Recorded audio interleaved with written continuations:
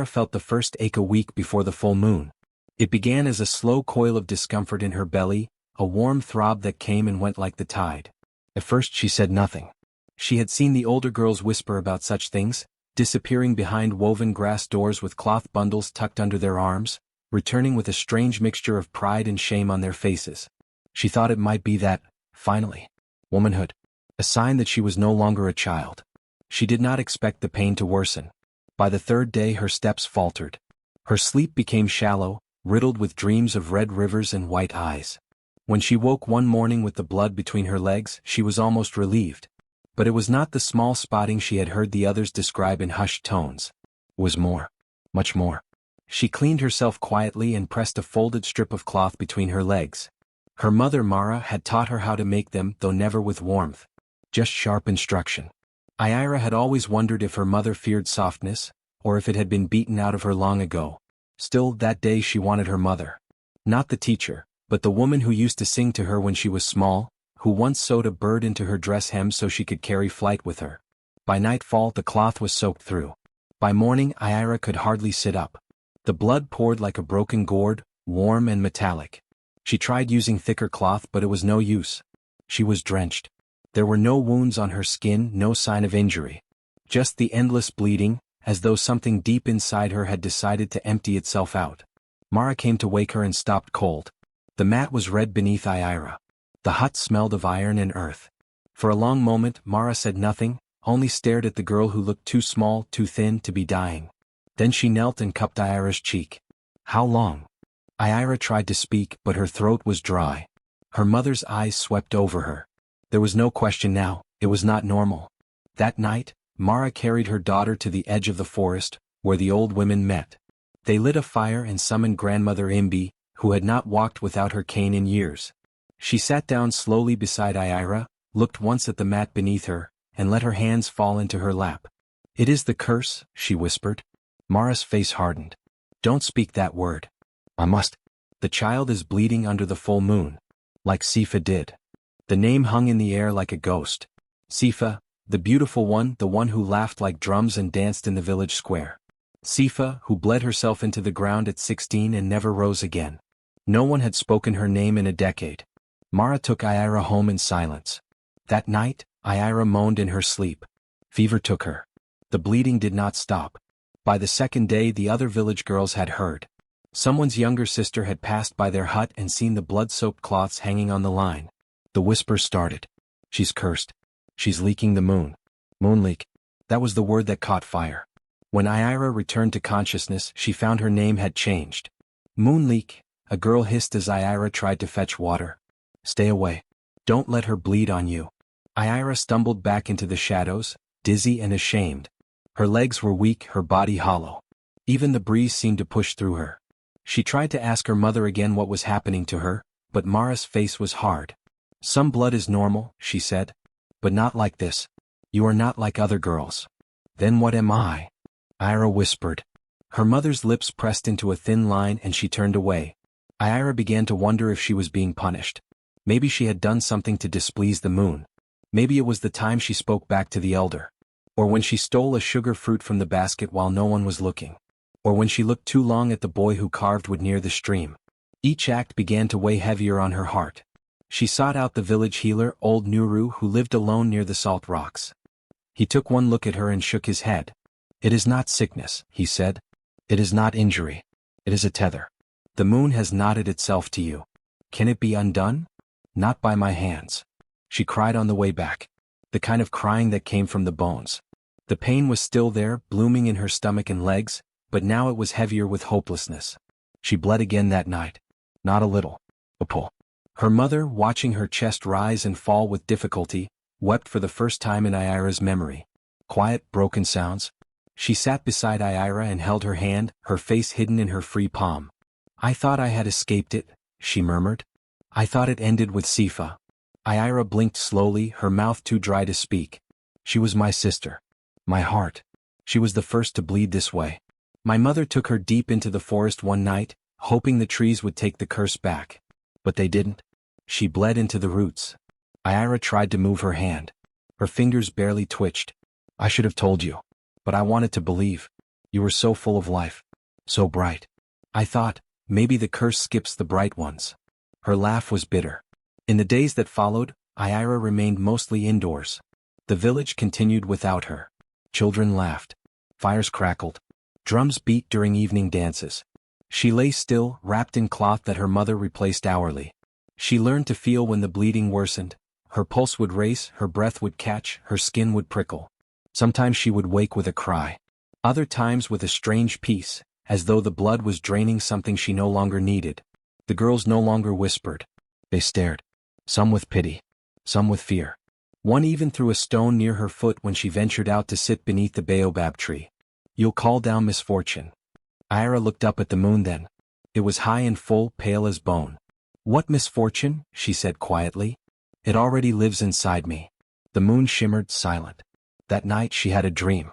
She stood at the edge of a river made of blood, and on the other side stood a woman, tall, draped in white, with silver eyes and long braids that moved like vines. The woman beckoned her. Ira wanted to cross, but every step sank her deeper into the red. Still the woman smiled. Not cruelly, not kindly, just knowingly. When she told her grandmother, Imbi only nodded. She came to me too, she said. When Sifa died. I saw her in the water. Who is she? I don't know. But I believe she is part of the curse. Or perhaps its keeper. On the 7th night, Ira stopped bleeding. Just like that. One moment it poured. The next, nothing. Her mother checked her again and again, convinced it would begin again. But it didn't. Ira stood up on her own for the first time in days. Her legs were like reeds, but they held her. She walked outside. The moon was beginning to wane. She was not the same girl. Her skin was pale, her eyes sunken, but something inside her had changed. The others noticed too. The children went quiet when she passed. The women nodded slowly, uncertainly. No one called her Moonleek aloud again, but the name hung over her like mist. Ira didn't flinch from it anymore. In the weeks that followed she healed. Slowly. Quietly. But she knew the blood would come again with the next full moon. She could feel it. Like a tide waiting just beneath the surface. She was 13. And already waiting to bleed again. The cloth was older than Ira. Older than her mother. It was a deep, faded red, with threads that shimmered dull gold in certain angles of sunlight.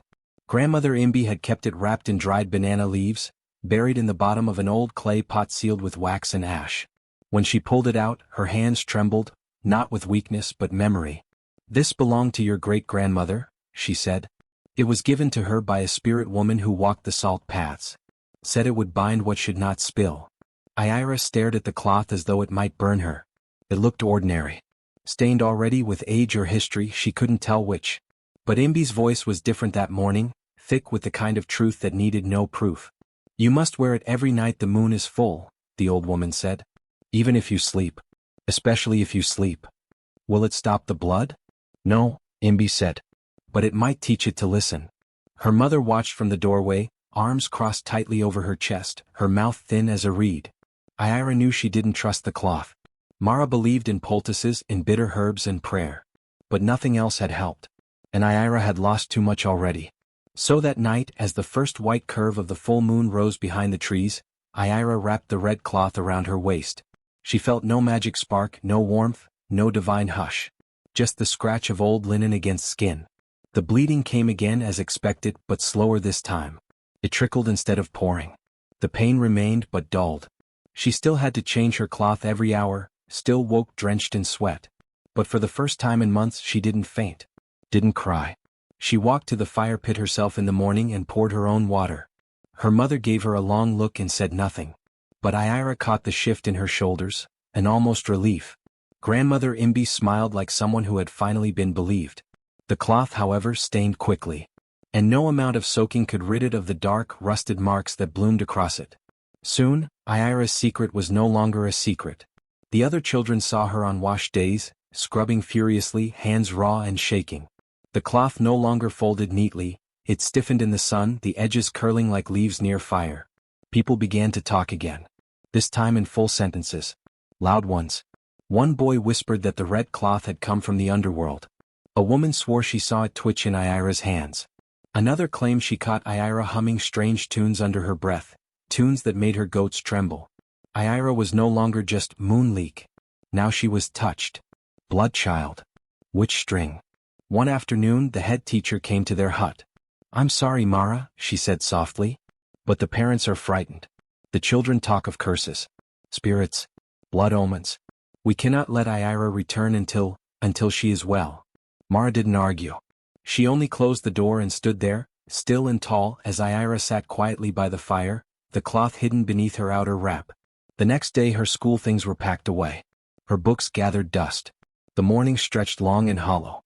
While the other children gathered in the learning hut, Ira sat by herself, rereading lessons she already knew, listening to the drumroll of her heartbeat between bouts of weakness. At night she wrapped the red cloth tighter, binding it around her hips and lower belly. Her dreams thickened. Sometimes she saw her great-aunt Sifa dancing on a cliff, laughing and bleeding at once. Sometimes the river of blood returned, and the silver-eyed woman stood with her hands open, waiting. Then came the night it moved. Ira had been half asleep. The moon hung heavy and near. She could feel the pull of it in her spine, in the hollow of her throat. Her cloth was wrapped snug, her breathing light. She stirred once, thinking she heard her name whispered in the wind. Then again. Louder. Clear. Ira. Her eyes snapped open. The hut was dark, the coals in the fire pit barely alive. Her mother snored softly from the far mat. Grandmother Imbi had gone to visit an old friend and was not expected until dawn. Ira turned her head. The cloth was still around her waist, tight, unmoving. Ira. She sat up. The whisper was not coming from outside. It was not even in her ear. It was in her waist. She looked down. The red cloth shimmered faintly in the dark. Not from moonlight. Not from the coals. But from something within. And it pulsed, slowly like a living thing. She touched it with trembling fingers. It twitched under her palm. Ira. She jerked back, heart hammering. It didn't scream. It didn't burn. It only repeated her name in a voice that was not quite human, not quite female. The sound was dry and papery, like old leaves rustling beneath ash. But it knew her. She didn't call for her mother. Didn't cry out. Instead she waited. Listen. The cloth pulsed again. Then it stilled. Morning came like thunder. The cloth was silent. Lifeless again. But Ira could not forget what she heard. What she felt. She told no one. Days passed. Her skin grew paler, but her strength did not disappear as quickly as before. The cloth helped, barely. It never fully stopped the bleeding, but it kept her standing. And that was something. But every full moon since that night, the cloth whispered. Sometimes it said her name. Sometimes it hummed strange, wordless sounds, like lullabies made of smoke and wind. Once it said, "Come down." Down where? She didn't know. But part of her wanted to follow. The village drifted farther from her. No one invited her to gatherings. No one offered food or flowers anymore. Even the elders pretended she wasn't there when she walked past. She took to walking near the grave field in the evenings. The spirits there didn't fear her. They didn't whisper or flinch. They rustled the grass and stirred the air, but they left her in peace. Once she sat on a stone beside an old grave and the cloth whispered, "She bled too." "Who?" Ira asked aloud. The cloth didn't answer. Her grandmother returned that night with eyes heavy from travel and memory. "You look thinner," she said, settling beside Ira near the fire. "I see things now," Ira whispered. "I hear the cloth." Imbi turned slowly. "It speaks to you?" Ira nodded. It said, "She bled too." Imbi closed her eyes for a long moment. "It remembers," she murmured. "Who gave it to us really?" Imbi's voice turned distant, like a story drifting from another life. "Your great-grandmother was not born here. She came from the south. From a place where women bleed not just from their bodies, but from the sky, the ground, the heart. Where pain is passed like heirlooms." Ira shivered. She carried the cloth wrapped in a bundle of charms. Said it came from under the salt lake. That it belonged to the binding ones, women who could slow death for a time but not end it. They bled too. But they lived longer. Why didn't she teach us more? Because no one wanted to learn, Imbi said quietly. They feared the blood. They feared the knowing. So they buried it. Like everything else. Ira looked down at her waist. The cloth was still. Quiet. But it held a history larger than any book, older than any hut. "I don't want to be afraid of it anymore," she said. Her grandmother reached out and touched her hand. "Then don't. Fear is the first binding. Break that and you're free to learn." That night, Ira didn't flinch when the cloth moved. She didn't cry when it whispered. She let it speak. And Somewhere between the hums and the pulses, she felt a strange comfort. As if she were not alone in her body. As if something ancient had curled beside her like a sister. The next morning when she walked to the river, the other girls stepped aside. Not out of cruelty this time. But awe. She bled still. But she did not break. The cloth knew her name. And soon Ira would learn its own. It was the first time Ira had stepped beyond the village in months. The bleeding had slowed the past cycle, though her body still ached and her legs still carried a tremble like leaves caught in wind. But her mother had run out of dried okra and ground cassava, and grandmother Imbi was too tired to walk the market road. So Ira offered. Mara didn't say no. Not this time. You'll be careful, she said, tightening the binding cloth under Ira's robe. No lifting, no running, no crowds. Ira nodded, feeling the pulse of the red cloth under her ribs, steady and familiar. The sun was high when she left. She carried a small woven basket and wore a wide straw hat to shield her face. The market was only a 30-minute walk, but it felt like entering another life. The sounds of shouting traders, the scents of palm oil, pepper, roasted maize, and wood smoke crashed against her senses like a flood. She walked slowly, passing stalls of dyed cloth, carved soaps, bowls of dried fish, and clay pots stacked like tiny towers. Children darted between legs, and women clapped rhythms to bargain prices. It was noisy, bright, alive, and Ira felt herself shrinking within it. She found the cassava seller quickly, gave her coins and tucked the bundle into her basket. But as she turned to leave, someone brushed her shoulder. She flinched. He stood taller than any man she'd seen before, cloaked in pale cloth, dusty from travel, with hair the color of rain clouds and skin as dark as stone. But it was his eyes that froze her. Silver. Not gray. Not light brown. Silver, like metal freshly forged, like moonlight trapped in glass. They held her for a breath too long. Ira took a step back, but he reached out, not roughly, not fast, and touched her wrist with 2 fingers. You weren't meant to carry this alone, he said, voice low, like a drumbeat muffled in thick fog. Ira opened her mouth, but the words dissolved in her throat. In the next blink he was gone. The crowd moved again. The spice seller called out a price. A goat bleated nearby. A child tugged on a woman's wrapper and whined. Everything was normal. Except it wasn't. She looked down at her wrist. No mark. No warmth. But something shifted in her chest. She turned to find him, pushing past a woman selling bracelets, stepping over baskets of mangoes, scanning the road, the stalls, the trees beyond the market's edge. He was nowhere. As if he had never been there at all. That night, Ira didn't tell her mother about the man. She helped cook silently, grinding leaves into sauce, slicing plantains. Her hands shook more than usual, but she blamed the long walk.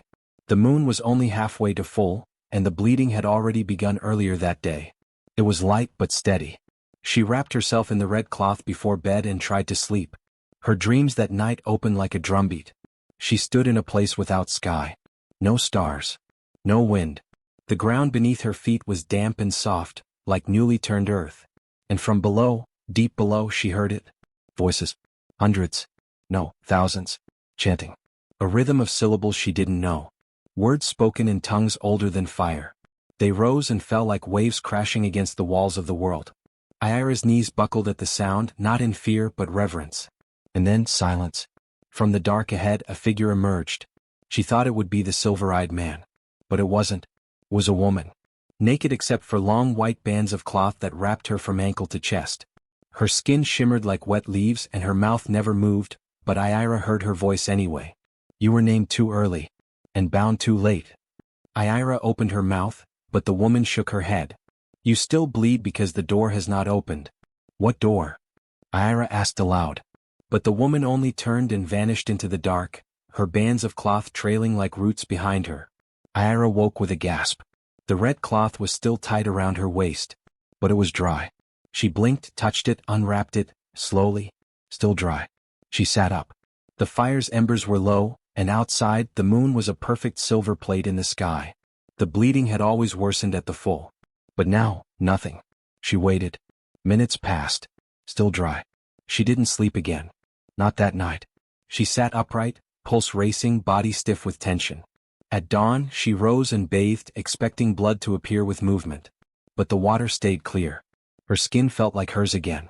Her mother noticed. You're early, she said, eyes narrowing. It's only the 4th night. Ira nodded, saying nothing. Mara stared at her. Did it stop? I think so. Grandmother Imbi was called from her corner. She examined Ira, unwrapping the cloth gently. Her fingers were sure and silent. When she stood again, she exhaled through her nose. It has stopped. Clean. Her mother looked both relieved and suspicious. But why? Ira didn't know how to answer. Not without sounding mad. Not without breaking whatever fragile balance had arrived. Later that day she went back to the baobab tree and sat in its shadow. The cloth was folded beside her, silent. She stared at her wrist, the one he had touched. You weren't meant to carry this alone. The words echoed in her head. Who was he? Spirit? Healer? Ghost? No one else in the market had seen him, or at least no one had spoken about him. She asked casually when a friend of her grandmother's came to visit. The old woman chuckled and said no man with silver eyes had passed through. Eyes like that don't walk in daylight, she muttered. Unless they bring omens. Ira returned to the grave field that night. She needed quiet. Clarity. Answers. The wind stirred as she walked between the stones. Some had names carved in them. Others didn't. The ones with names felt heavier. The air near them was colder. She sat near the grave she always did. The one with the stone bird carved on it, her great-aunt Sifa's. Did someone help you too? She whispered. Or did they come too late? The wind answered with rustling leaves. She touched her wrist again. The bleeding didn't return that night. Nor the next. But the dreams did. Always the same chanting. Always from beneath. The words didn't grow clearer. But Ira began to recognize patterns, phrases that returned like the beat of a drum. She started to mouth them in her sleep. One morning, her grandmother told her she'd been humming in a tongue no one knew. You sounded like your great-grandmother, she said, eyes unfocused. Ira pressed the cloth against her chest that night before sleeping. It didn't move. But when the chanting began, it felt warmer than usual. Not hot, but alive. Each night she woke dry. No bleeding. No pain. Her strength began to return, slowly. Her skin brightened. Her appetite grew. But with the healing came a deep unease. Why had it stopped? Had the silver-eyed man taken it? Had he passed it to someone else? Was the door beneath the earth finally opening? She couldn't ask her mother. She wouldn't understand. She couldn't ask the cloth, it no longer whispered. And the dreams, while vivid, only asked more questions. Ira began writing down what she heard. Scratching symbols into soft clay with a sharpened stick. Some she recognized from her grandmother's old cloth charms. Others were strange but familiar, like remembering the shape of a forgotten song. She didn't tell anyone what she was doing. Not yet. But one thing was clear. The curse hadn't vanished. It had shifted. It was no longer pouring out of her. It was now waiting beneath her feet. And something in the ground was singing her name. The itch began at the soles of Ira's feet. It wasn't physical, not something that could be soothed with a scratch or a wash. It was deeper, like a tug in her bones, a restlessness that bloomed just after sunset and refused to let her sleep. For 3 nights she tossed and turned, the red cloth tied but still. No dreams came, not even the chanting. Only silence and that maddening itch that traveled up her calves and settled at her spine. On the 4th night she could take no more. The moon was waxing, not yet full but close. Ira's body thrummed with anticipation. Her skin felt too tight. Her blood, though quiet, beat insistently beneath her ribs, as if it knew something was near. Something forgotten. She sat up in the dark and let her eyes adjust. Her grandmother snored softly on her mat. Her mother had fallen asleep with her back to the wall, breath slow and even. The hut was quiet except for the distant hoot of an owl beyond the trees. Ira looked down at the floor. The feeling wasn't just in her feet anymore. It was in the ground beneath them. A kind of pressure. Calling. She didn't think. She just moved. She pushed aside her mat and knelt. The floor was made of packed earth and woven reed panels, soft enough to dig through. She pulled at the edge of the mat and pried up the first slat. Dust rose into the air. Her fingers worked quickly, tearing through the reeds, then the soil beneath. Then her nails scraped something hard. Stone. A flat slab. Her heart raced. She dug more until the stone was fully exposed. It was round and smooth, no bigger than a serving plate, but etched with symbols she didn't recognize. Her red cloth, still tied at her waist, began to hum. Not loudly. Not like before. But soft, low, like the purring of an animal just below the surface of the earth. Ira's breath caught in her throat. She pressed her hand to the stone. It was warm. Warmer than the soil. Warmer than it should have been. Something pulsed beneath it. She pushed harder, and the slab gave way. Not much. Just a small shift downward, as if it had been resting on something brittle.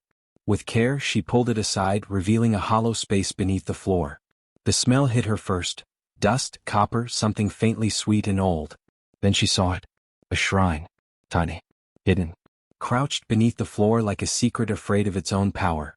There were feathers, long black ones curled at the tips, and small bones painted with red lines. A flat stone shaped like a crescent moon sat in the center, stained with something dark and dried. And beside it, tucked carefully in a folded leaf, a shard of moonstone glowed faintly. Ira's fingers trembled as she reached out. The red cloth at her waist twitched. She froze, waited, then touched the moonstone. Warmth. It spread through her palm, up her arm into her chest. It wasn't heat like fire. It was something purer. Like stepping into sunlight after weeks of rain. The cloth hummed again louder. She held the moonstone tighter. Something deep inside her shifted. The next morning she said nothing to her mother or grandmother. She replaced the reed slats carefully, brushed the dirt over, and spread her mat as if nothing had changed. But she couldn't forget. That night, as the moon neared its fullness, the bleeding began. It came quickly, faster than before. But she didn't panic. Instead, she tied the red cloth tightly, took the moonstone from its hiding place, and placed it in her palm as she lay down. The dreams came instantly. Not the river. Not the woman. This time she was in the forest. Tall trees surrounded her, thick with vines and strange birds that whispered in her ears. The ground was soft and golden, like ash from ancient fires. In the distance, a rhythm pounded, slow, powerful, alive. She moved toward it. Each step she took was easier than the last. Her body felt light. Her limbs strong. The blood no longer drained her, it fueled her. She could feel it pulsing in her veins like fire. She reached a clearing. In the center stood a tall figure made entirely of shadow and feathers, with glowing red eyes and a mouth stitched shut. It held a bowl. Ira stepped forward. She was not afraid. The shadow reached out, offering the bowl. She took it. Inside was liquid, thick, dark, shimmering. She drank. When she awoke, her skin burned, not in pain but in energy. Her body tingled from her fingertips to her toes. The red cloth was soaked, yes, but she wasn't weak. Not this time. Her muscles didn't tremble. Her head didn't spin. She stood, unwrapped the cloth and cleaned herself. She was bleeding. But she was not broken. Over the next days she experimented. She brought feathers to the moonstone, bones from the forest, dried flowers from the gravesite. The red cloth always hummed near the shrine, and when she pressed the moonstone to her skin during a bleeding cycle, she could feel her senses heighten. One evening, while washing her hands at the river, she looked up and saw the wind shimmer in colors. Not metaphorically. Literally. She blinked and saw a swirl of violet and pale gold dancing across the air. Another day, while sitting under the baobab, she touched the cloth during a cramp, and felt her pain melt instantly into warmth, as though her blood were turning into honey. And once, when a goat wandered too close and startled her, Ira raised her hand out of instinct. The goat froze. Then turned and walked away as though nothing had happened. The bleeding no longer felt like death. It felt like a gate. Her mother noticed the change. Ira stood taller now. Her skin was glowing again. Her eyes were sharper. When Mara asked if the bleeding had lessened, Ira only smiled. It's not what it was. Her grandmother watched her carefully. One night, she followed Ira back into the hut and knelt beside her. You found something. Ira looked at her, silent. You walk like someone who knows. Not just suffers. Ira hesitated. Then nodded. There's a shrine. Under the floor. It's been there all along. Imbi didn't flinch. I thought she might have done it, she whispered. Your great-grandmother. She used to mutter about a moon gate. I never understood. But she spoke of feathers, blood, and light. Ira took Imbi's hand. It's not evil. I didn't think it was. That night, the cloth whispered again, not in words but in sound. A song without lyrics. A hum full of memory. Ira lay in bed, listening. For the first time she didn't dread the full moon. She welcomed it. Each drop of blood no longer meant decay. It meant connection. She saw visions now, brief flashes. A woman surrounded by fire, dancing. A child with gold eyes rising from a river. A tree dripping silver leaves that whispered secrets. They came at random.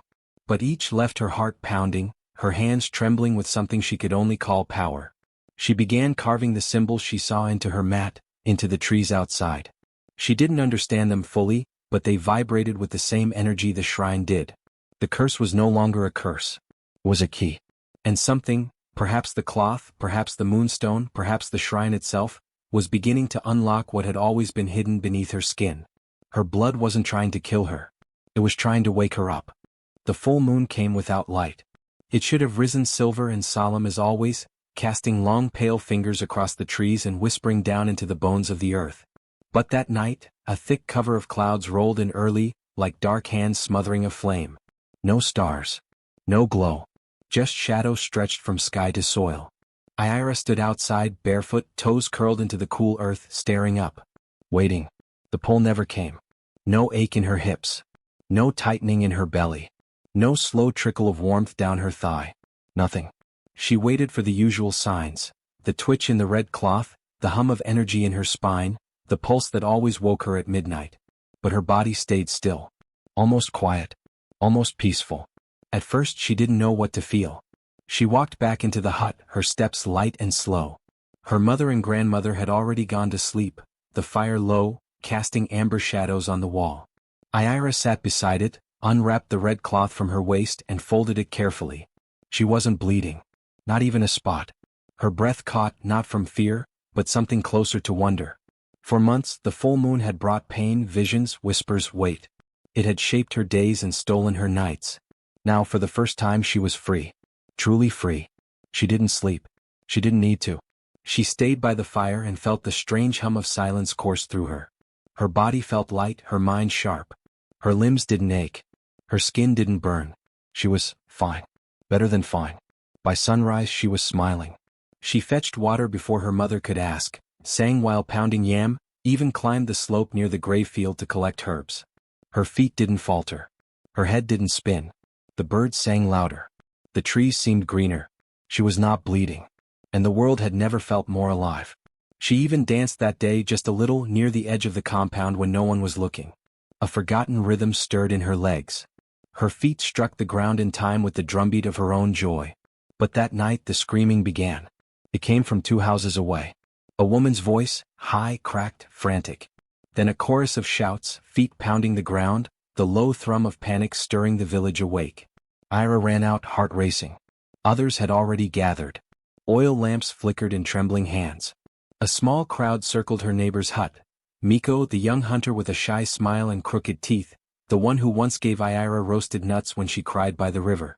He lay on his mat, mouth open, eyes wide, chest still. His skin was pale. Too pale. His body was dry. His mother screamed again, clutching his lifeless hand. It was the spirits, she wailed. Something took his blood. A hush fell. People looked at one another, then to the trees, then slowly, too slowly, to Ira. She stood at the edge of the crowd, frozen. One woman whispered, "The moon didn't rise last night."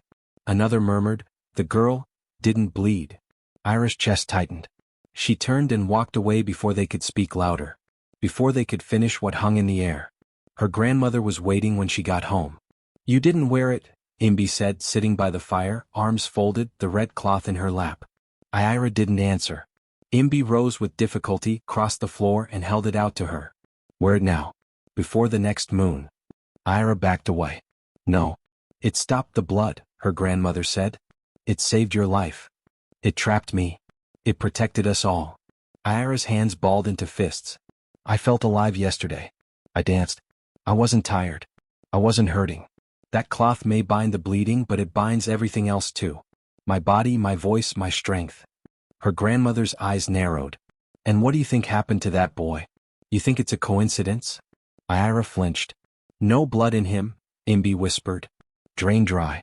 The moon did not take from you, so it took from him." Ira shook her head. "You don't know that. I know enough. You are tied to something larger than yourself. You carry a river, Ira. If it cannot flow from you, it will flood the world." Ira turned away. "I won't wear it. Then more will die." She said nothing. Imbi left the cloth on the mat. Ira didn't touch it. The next morning, Miko's mother would not look at her. By afternoon, the whispers returned. "She walks too straight for a girl who bleeds." She was seen under the clouded sky, smiling. Maybe the curse has turned outward now. Ira heard it all. She kept her head up. She had spent months hunched under pain, under shame. She wasn't going to shrink again. That night the sky was still clouded, the moon hidden. And again no bleeding, no pain. But also, no joy. Ira couldn't dance. Couldn't even hum. Something was wrong. The wind was too still. The animals too quiet. Even the red cloth, which usually hummed faintly from its corner, was silent. The next day a dog was found dead near the forest edge. Well, empty. As if something had drained it from within. Ira watched the villagers grow more tense, their eyes darker. She felt them retreat from her like water from heat. She walked the path to the river, searching for clarity. She pressed her hand to her belly. Still nothing. But she didn't feel strong anymore. She felt hollow. Like the energy that used to rise with the blood had been turned off. Her strength wasn't growing. It was fading. She sat by the bank for hours. The wind never moved. That night she dreamed again. She stood in the clearing from before, but it was burned now. The trees were ash. The birds were silent. The shadow figure returned, its stitched mouth opened wide in a silent scream. It held the bowl again. But it was empty. She woke with a gasp, sweat slicking her skin. The cloth lay untouched beside her. She didn't reach for it. She didn't know if she could. Grandmother Imbi refused to speak to her the next day. She went about her chores slowly, her face carved from stone. Ira felt the shift in the air. People were afraid. Not just of the curse. Of her. And worse, so was she. The blood returned quietly. No warning cramps, no stirring cloth, no dreams the night before. Ira simply woke to the damp warmth between her legs and the slow, steady spread of red across the mat beneath her. But it wasn't like before. This blood was darker. Almost black, like ink left too long in the sun. And it was thick, thicker than it should have been, clinging to her thighs like something that didn't want to leave. She sat up slowly, heart pounding, a tremble in her fingers. The red cloth lay untouched at the foot of her mat. She hadn't worn it. She hadn't even looked at it since the night of Miko's death. Now, it seemed to vibrate softly in the half-dark, as if sensing what had returned. Ira touched the blood with the tip of one finger. It was warm. But the warmth didn't fade. It traveled upward, through her hand, her wrist, her arm, straight into her chest. And that's when the visions began. Not dreams. Not glimpses. Full living scenes. She was no longer in her hut. No longer in her skin. She stood barefoot in red clay under a different sky. The sun hung heavy over an unfamiliar village.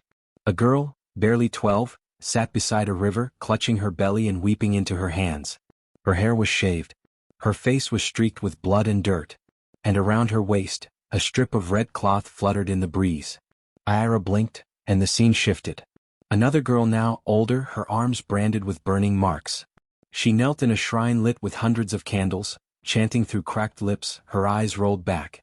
The blood pooled beneath her, soaking into the stone. Ira gasped. More visions followed. More girls. Different lands. Different moons. Some with skin like Ira's, some not. But all of them bled the same. All of them bound by the same red cloth. All of them dying too young, alone or hunted or cast into pits as offerings.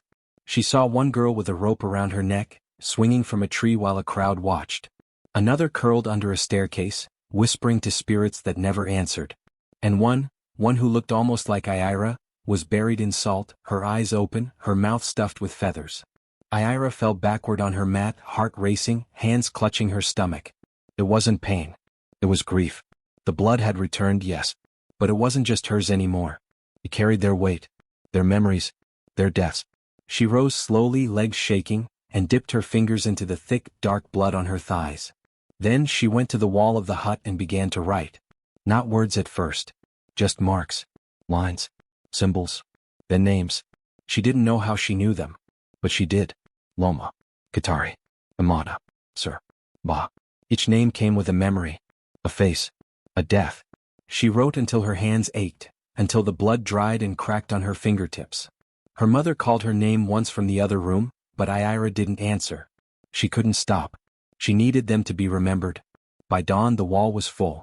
Names stacked upon names, curling like vines, whispering in the silence. She stepped back and looked at them. They looked back. And in the hush that followed, the red cloth at her feet stirred once more.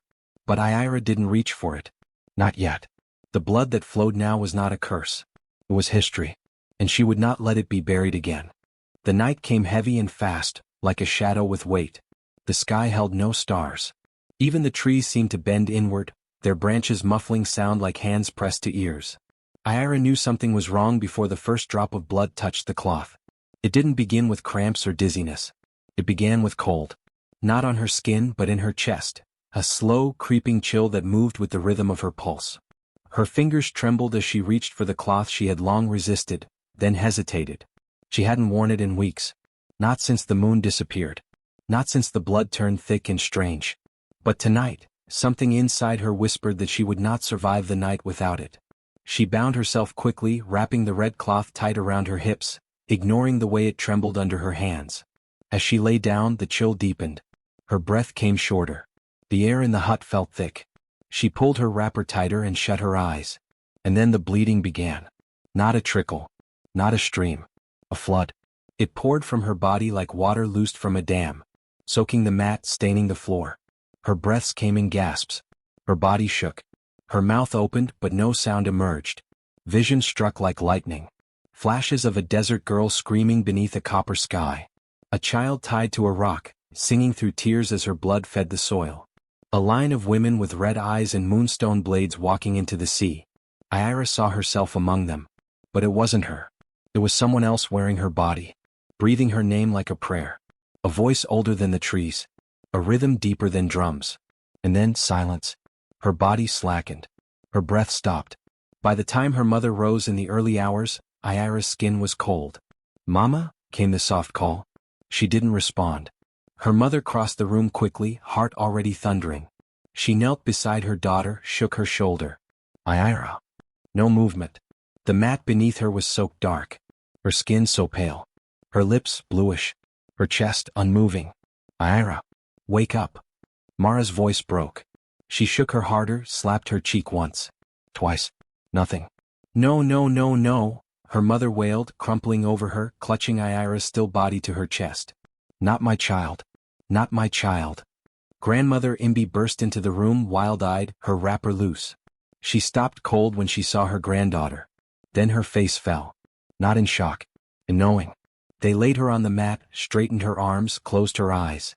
Someone was sent to fetch the burial women. Others gathered near the door, murmuring prayers. One child whispered that Ira's blood had finally stolen her soul. But before they could wrap her in white cloth, before the village elder could anoint her feet with palm oil, Ira's fingers twitched. Barely. Imbi saw it first. "Wait," she said sharply. "Don't touch her." Mara looked up, eyes wet. "She's gone." "No." Imbi dropped to her knees, took Ira's hand, pressed her thumb to the palm. There. A flutter. A faint, quivering throb of life. "She's breathing," Imbi whispered. "Impossible." "Look again." Her chest rose just slightly. It took hours before her body grew warm again. They laid coals near her mat. Rubbed her limbs. Fed her drops of warm water mixed with ground kola nut. Her lips slowly darkened back to color. Her pulse steadied, though still weak. Her eyes remained shut. Until dusk. The wind shifted. The red cloth curled against her skin. And Ira opened her eyes. They were not her own. Not the warm, earth-colored eyes she had always known. These were deeper. Darker. Wide and black as obsidian, with slivers of silver darting through the irises like moonlight on water. Her mother gasped and stepped back. "Ira?" She blinked slowly. Sat up. And when she spoke, her voice was different. Not foreign. Not unfamiliar. But layered, like many voices speaking through one mouth. An echo beneath every syllable. "I saw them," she said softly. Her grandmother's hands trembled. "Who?" "The ones before. The ones beneath." She stood, though her legs quivered, and walked to the far wall where her names were scrawled in blood. She placed her palm over the oldest one, Loma, and closed her eyes. She was the first to bind it willingly. She danced as she bled. She sang through the fire. The hut was silent. Her mother shook her head. "You need rest. You were gone, dead." Ira turned to her, expression unreadable. "I wasn't gone. I was gathered." Mara stepped back again. Imbi approached slowly. "Who gathered you, child?" Ira smiled, small, sad, radiant. "They did." She touched the red cloth at her waist. It no longer pulsed. It no longer trembled. It hummed gently, a contented sound like something that had been fed. Her eyes drifted to the door. Outside, the village whispered. They would come. They would ask what happened. They would demand to know why Ira had died and lived again. Why her blood stopped one day and returned the next. Why her voice was no longer her own. But she wasn't afraid. The blood had spoken. And now she would speak back. The change was not loud. It did not arrive with thunder or smoke or the rattle of bones. It moved through Ira like a tide at night, silent, slow, certain. She no longer flinched when she bled. It did not surprise her. It did not weaken her. It obeyed. When she called, it came. When she commanded it to stop, it dried. Her body was no longer the battlefield. It was the altar. Her mother watched in silence as Ira healed cuts in a day that would have taken others a week. As bruises faded before nightfall. As her skin glowed even on days she didn't eat. And it wasn't just healing. She remembered things. Words no one had taught her. She sat beside the cooking fire and called out for ashikira leaves when her grandmother coughed. The old women stared. No one's used that word in 70 years, one whispered. That plant's been dead since the old priestess. But Ira found it. Growing wild near the graves. Another day she walked into the market and pointed at a bundle of bark. This treat's soul tremble, she said, voice clear. For women who birth in silence. The herb seller blinked. My great-aunt said that once. She died before I was born. How do you know that name? Ira only smiled. The heart remembers. And her heart remembered many things. She knew which herbs could stop bleeding, which could call spirits, which should never be touched by children. She knew the names of women long buried. She whispered them to herself when the moon rose. She dreamed in voices layered thick with dialects her tongue had never learned but now spoke easily. One night, under a sky silver with stars, Ira stood before the village elders, her hands clean, her hair braided in the way the old ones once wore it. They had summoned her, unsure of what she had become. She bowed her head with respect and said softly, You were wrong. The head elder frowned. About what, child? Ira met his gaze. About the bleeding. About the curse. The men shifted. The women behind them whispered. Ira stepped forward, voice steady. It was never punishment. It was never wrath. It was seal. A lock. To keep what was sacred buried until it was needed again. The fire crackled between them. No one spoke. You called it a curse because you were afraid of its cost. Of its truth. But the truth is this. She placed her hand over her womb. Inside us is memory. It. Living. The blood carries it. The cloth held it. But I've torn it open. The head elder rose. You speak in tongues we have not heard since the first drums. You walk with eyes that are not your own. Are you still even the girl we knew? Ira turned to him, her voice now layered with many. I'm the girl. And all the girls. A hush. Then the muttering began. Possessed. Spirit taken. Touched by something unclean. Ira did not flinch. She stepped back and bowed again. I did not come for your approval. I came to warn you. The seal has lifted. Others will bleed again. Others will wake. If you silence them, the earth will not forgive you. Then she turned and left them in their silence, her footsteps as sure as thunder. Behind her no one followed. But the ground trembled softly beneath her feet, as if it remembered her too. The moon rose heavy and trembling. Ira felt it before she saw it, like a slow ache rising in her bones, not pain but pressure. Something inside her chest shifted. The air buzzed low like it held a secret too large to keep. She walked barefoot to the shrine beneath her bed, then peeled back the mat one last time. The symbols around it pulsed faintly as if waiting. She knelt beside the stone bowl and placed the red cloth into it. Her hands did not shake. Above her, the hut seemed to breathe. Ira took a deep breath and closed her eyes. She began to speak. Not in her own voice but in many. Not in one language but in layers. Names and rhythms and syllables passed down through womb and blood and silence. She spoke them all. Loma. Katari. Ba. Sir. Amada. More followed, flowing from her mouth like water breaking through earth. She called every girl who had bled under the seal. Every girl who had died before her time. Every girl who had been silenced. And as she did, the moon rose higher, red now, deep and glowing, like a wound opened across the sky. It began to hum. The earth beneath her feet vibrated. The feathers in the shrine lifted slightly as if caught in wind. Then the red cloth twitched once, twice, and burst into light. Ira cried out, not in pain but in release, as a great pulse shot skyward from the shrine. The thatched roof above her opened like breath, and the red light threaded through the night, rising like smoke until it touched the face of the moon. The moon cracked. Not in two. Not like glass. But like an egg beneath a knife, thin, perfect fractures glowed across its surface, and from its center red light poured like rain. It was not fire. It was memory. It spread across the village. In one compound, a girl sat up from sleep and gasped, the pressure in her stomach suddenly gone. She felt dry. Oh, awake. In another, a mother of 3 dropped her pestle mid-pound and clutched her belly, not in fear but in astonishment, as the familiar monthly ache simply vanished. All across the village, women and girls stopped bleeding. Not because their bodies had shut down. Because they had been released. It was not death. It was freedom. The seal had lifted. But at the heart of it all, in the quiet hut with open roof and humming shrine, Iyra collapsed to her knees. Her hands fell open. Her body trembled. Her eyes rolled back, and her head tilted toward the sky as the last sliver of red cloth vanished in the bowl. A final whisper left her lips, words no one could hear. Then she fell. So, the shrine dimmed. And outside, the moon wept red over a village changed forever. They buried her quietly before the sun rose. There was no ceremony, no horn blowing, no circle of elders. Only her mother, her grandmother, and the few women who had known what her blood truly was. They laid Iyra beneath the shrine she uncovered, beneath the dirt she once tore open with her bare hands. Her skin still glowed faintly, a soft silver shimmer pulsing at her cheeks and brow, as though the moon refused to let her go completely. Her body did not stiffen. It did not pale. She looked, some said, like someone still listening. The red cloth was never found. The ashes left in the bowl had scattered in the wind the night the moon cracked open. But when they sealed the ground over her, the earth was warm, soft, alive. They planted a circle of feathers around her grave.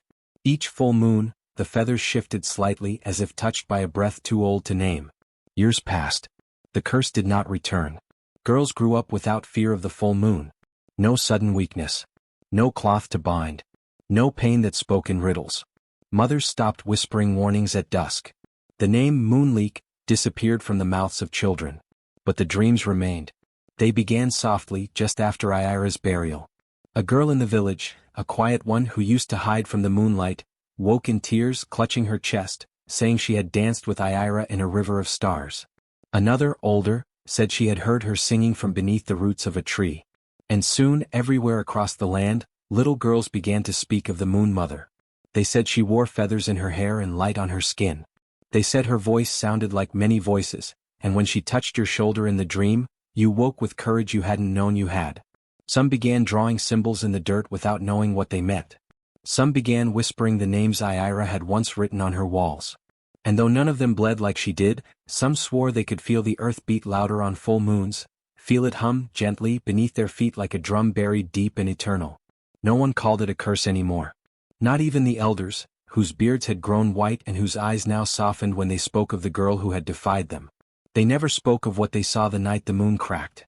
But they bowed their heads when her name was mentioned. At the shrine, flowers bloomed that no one planted.